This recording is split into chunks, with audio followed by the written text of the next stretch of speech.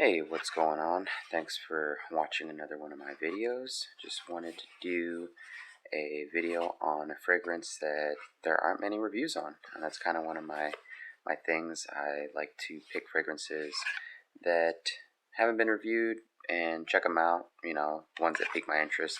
And this house, just in general, Loewe, is one that is not really readily available. So, I have smelt a few of them at duty free, but I don't really remember them, and so they're blind buys for me. But the first one that I picked up, which was Solo, the original one in the line, blew me away. I love it. That was actually my scent of the day earlier today, and I should have worn the one I'm reviewing, but that's just the one that I wanted to pick. But anyway, so this one is Loewe 7 Plata. So it's a flanker to the original, which was just Loewe 7. I have no clue what that one smells like. And there's another one, the Anomino, which is like the black bottle, and I have never smelled that one either.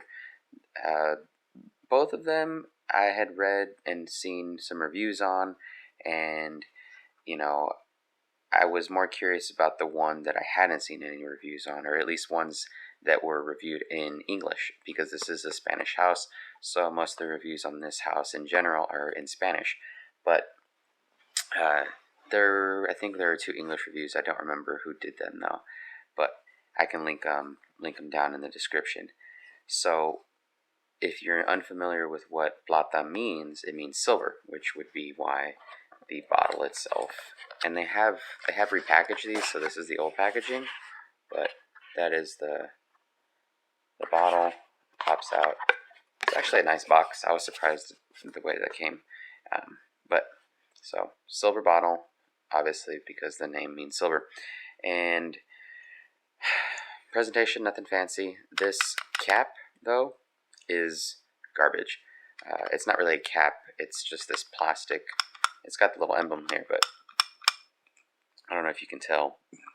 It gets stuck sometimes. It doesn't always get stuck, but it's not the easiest thing to depress. It kind of reminds me of the Mugler bottles, where it's covered in rubber. A lot of people cut those out. So anyway, I mean, that's kind of my only gripe. It's still, the spray, I have some drying down here. The spray itself is decent. So I'll show you the sprayer. Not bad. Little spurts, it doesn't throw out a lot of juice, but man, so the opening, it takes me back to like fresh paint, fresh glue, childhood, elementary school, walking down the halls, first day of school. It's got that really funky chemical smell right off the bat. It doesn't last very long, and it quickly kind of goes into the transition, burns off.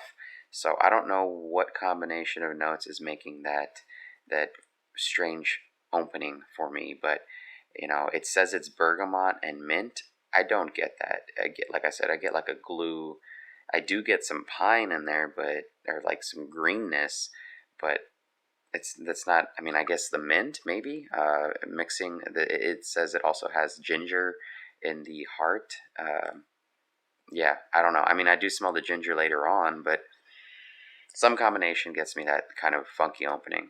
Again, only lasts about a minute. And I forgot to mention, this is a 2019 release, so fairly recent. Definitely doesn't smell anything like current releases that are in most of your department stores. So very unique, and that took me by surprise, which is why I like this house. So it's not common to find, and their scents seem to be fairly unique, and this one's really masculine. The Solo, I'm sure I can do a review on that one, but Solo is more unisex. This one, I mean, I guess a woman could pull it off, but I see this as a very masculine scent. So let me look back at the notes real quick. So it's classified on Fragrantica as an aromatic fougere, which I guess I could see that, even though fougere is usually top most prominent note doesn't say amber, which this one does for whatever reason.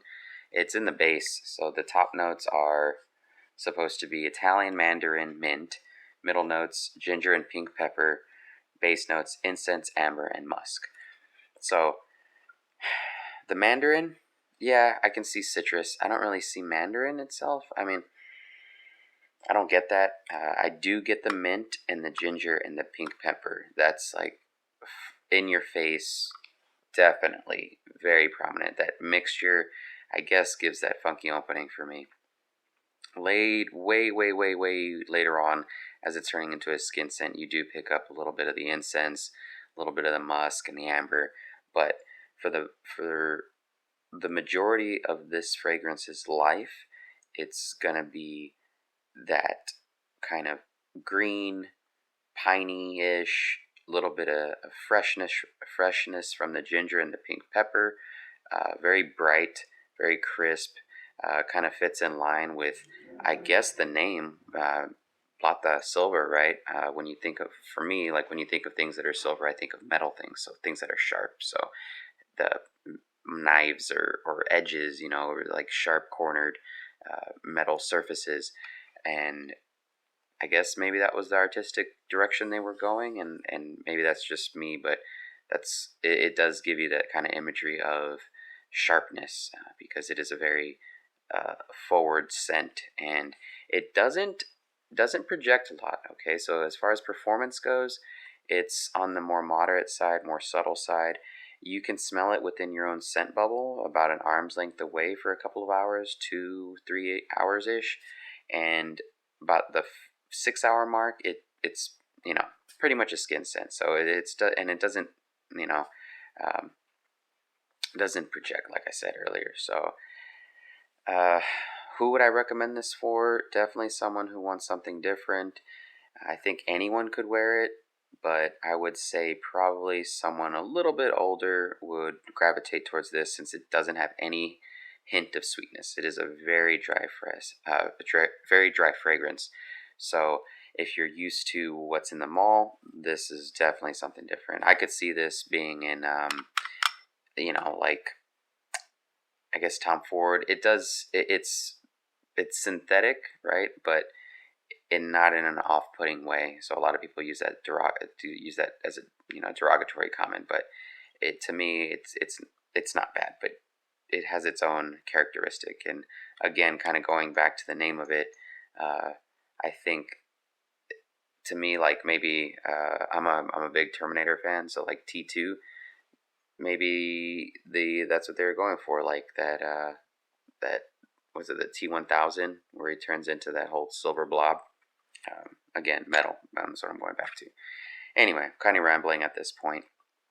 I did want to mention that if you have gotten your nose on this is Issey Miyake's Bleu, and this is about as close that I could get to saying it smells something like this. Okay, this one, I like this one more.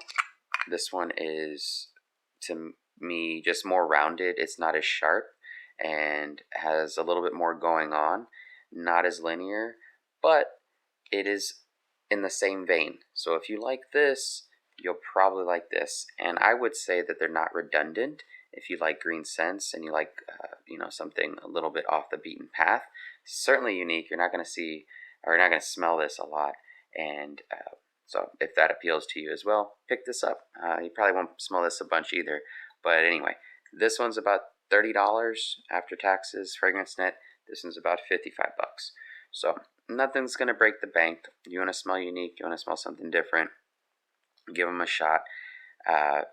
I wouldn't suggest blind buying either one of these. This is not for a new nose. This is not for someone who's just getting into the game. But if you do want to push the boundaries, check them out. Let me know what you think. Comment down below. Please like, comment, and subscribe. And as always, I appreciate you tuning in and checking me out.